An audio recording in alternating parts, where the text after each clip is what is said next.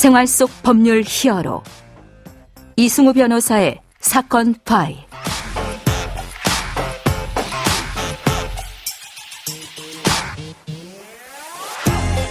안녕하세요. 이승우 변호사입니다. 각종 사건 사고에서 여러분을 구해드리겠습니다. 오늘 열어볼 사건 파일은 푸르밀 해고 사건입니다.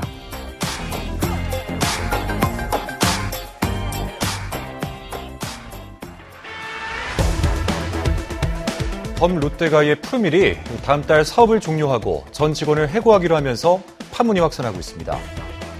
사건 파일 오늘과 내일 푸르밀 해고 사건에 대해서 이야기를 해보려고 합니다. 유제품 전문 기업 푸르밀이 신동환 대표이사 명의로 전 임직원 350여 명에게 이메일을 보내서 이번 달 30일자로 사업을 종료하고 정리해고를 한다라고 통보를 했습니다.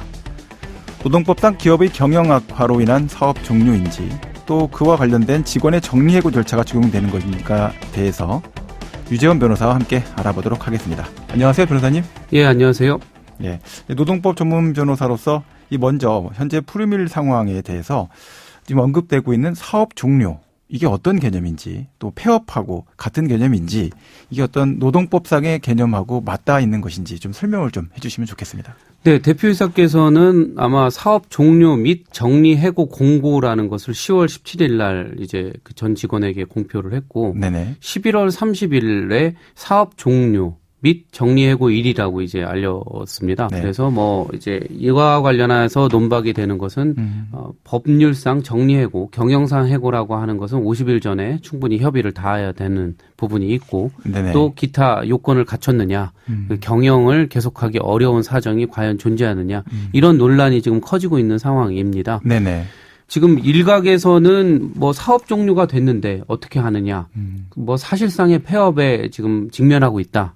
경영 악화가 심각하다라고 예. 하고, 일각에서는 아니다. 결국은 잘라내기 식의 어떤 부분, 그리고 기업의 어떤 그 다른 사업으로 전환하려고 하는 부분 아니냐. 또 그럼에도 불구하고 근로자들의 어떤 생존권이 보장돼야 될 필요가 있지 않느냐. 예. 이런 의견들이 주장되고 있습니다. 네네. 근데 이제 법조계의 상당히 많은 의견들은 푸르밀의 해고 통보를 법적으로 문제 삼기는 어렵지 않겠느냐라는 입장이 나오고 있는데요.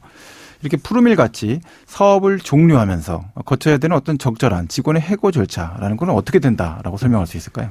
원래는 그 민법상의 고용계약에서 출발을 하고요. 네네. 고용계약은 당사자가 언제든지 임의로 해지할 수 있도록 되어 있긴 합니다. 네네. 그런데 우리나라는 사회권적인 그 노동권의 법리가 발달을 했고 독일의 법리가 이제 또 혼입되면서 예. 이 해고라는 것은 정당한 사유가 없는 한 부당한 해고라는 관례가 돼 있습니다. 예예. 그렇지만 지난번에 우리가 겪었던 IMF라는 사건 이후에는 네. 이른바 정리해고, 법률상으로는 경영상 해고라는 것도 가능하다. 다만 요건과 절차를 엄격하게 준수해야 된다.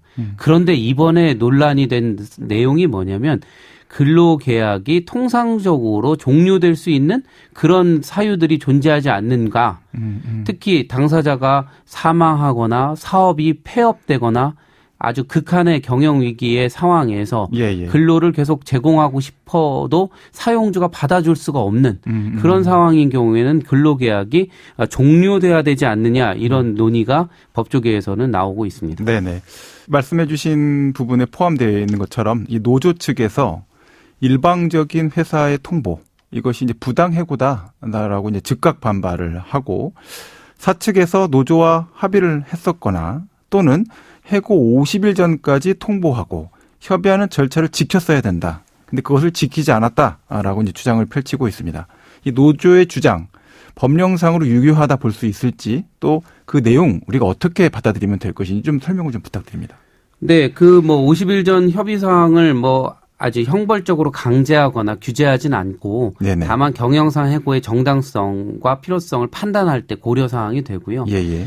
아마 푸르밀 입장에서는 두 가지인 것 같습니다. 경영상 해고라는 것도 주장하지만 네. 예전에 그 일진전기 사건, 대법원 판례가 있었던 그 사건처럼 예. 통상 해고의 성격도 있고 또 통상적으로 부득이한 사유에 따라서 사회통념상 합리성을 가진 어떤 이 근로계약의 종료라는 것을 아마 법 논리로 가지고 있는 것으로 보이고 앞으로 이 부분은 법적인 판단이 아마 나올 것으로 예상을 합니다. 아까 이제 말씀하시면서 일진전기 관련된 사건을 이야기해 주셨는데 그 사건은 어떤 내용인지 좀 설명을 좀 해 주시겠습니까? 예, 뭐 굉장히 그 논란이 많이 됐고 대법원까지 진행됐던 사건이었는데 네네. 뭐 그 위에 있는 그 그룹이 일진 그룹이죠. 예. 그리고 전기라는 회사가 과연 계속 유지될 이유가 있느냐. 뭐 중국 쪽에 사업 부분이 있고 해서 경쟁력을 잃고 적자가 뭐 예상된다 이런 것이 있었는데 네네. 정작 흑자 해고를 진행했던 여지가 좀 있거든요. 예예.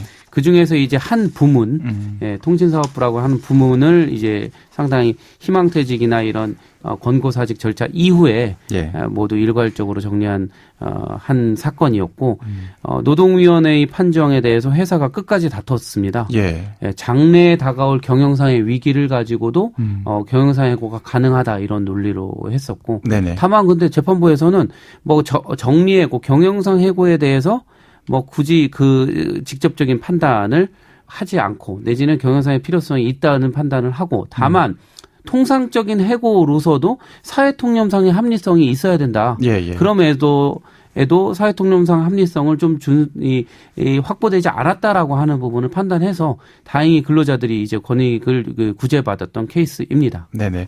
자, 지금 중간 부분에 이제 등장하는 이 설명 중에서 조금 개념 정리도 중요할 것 같다라고 생각되는 부분이 통상해고라는 개념이 있고요.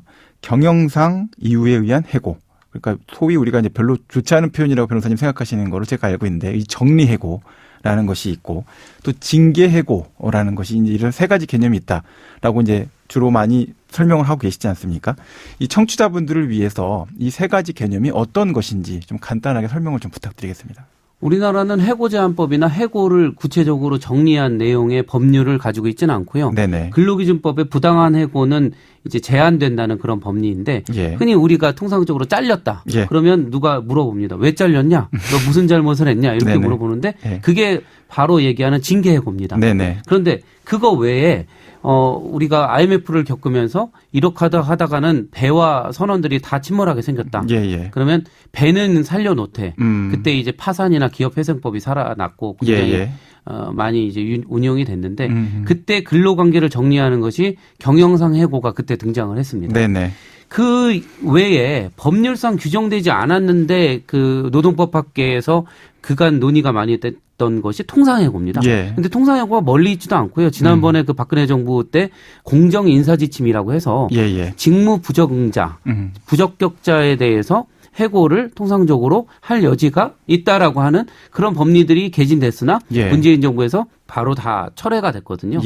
이런 거 보면은 저로서도 통상해고라는 건 개념에도 없고 문제가 있다고 생각을 하는 의견인데 네네. 노동법 밖에나 또 실무에서는 정리해고의 성격을 가지진 않지만 통상해고로 볼 수 있다. 예. 통상해고의 성격을 가진 해고들이 존재하고 다만 뭐 사회통념상 합리성, 부당한 해고가 아닌 정도로만 되면 된다. 예. 이런 법리들이 아직 있습니다. 알쏭달쏭한데요. 이 부분에 대해서는 이제 내일 좀 더 말씀을 좀 들어보도록 하고, 자 오늘 마지막으로 고용노동부에서는 이제 푸르밀 해고 통보가 합당한 건가 조사에 나서겠다 이렇게 밝혔습니다.